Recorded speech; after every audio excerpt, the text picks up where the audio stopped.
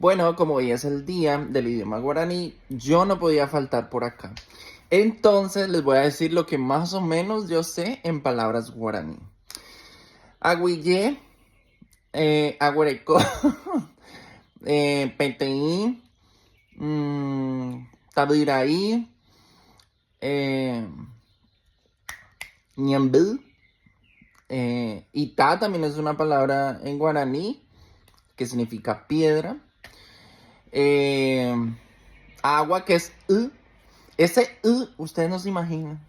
No se imaginan, chicos, yo sufrí, pero sufrí bastante para pronunciar, porque yo antes le mencionaba, por ejemplo, a la ciudad de Ñemby, le decía Ñemby, no le decía Ñemby, entonces ahora ya me sale, ¿verdad? Porque estoy aprendiendo. Pero antes yo decía, no, vamos a Ñemby, y todo el mundo se reía. Hoy es el día del dulce idioma guaraní, entonces un fuerte aplauso para todos los paraguayos que se sientan orgullosos de su raza guaraní. Gracias a todos los que están por acá por este video, muy amables. Vayan a ver los otros videos que están muy bomba y después voy a subir un video hablando en guaraní, ya un texto más largo. Porque ahora no me acuerdo muy bien de las palabras, o sea, me han enseñado muchas palabras pero grotescas. Ya saben lo que dije con los labios. Después, that... Shiremoi.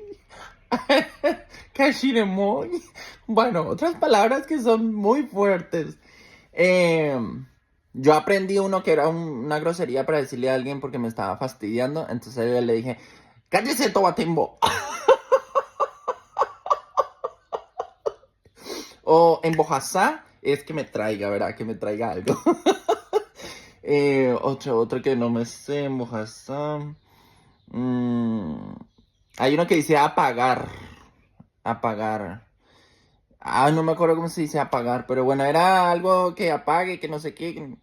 En fin, son pequeñas palabras que estoy aprendiendo. Pero bueno, eso era el video de hoy. Gracias por verlo. Espero les guste. Feliz día del idioma guaraní. Chao, chao.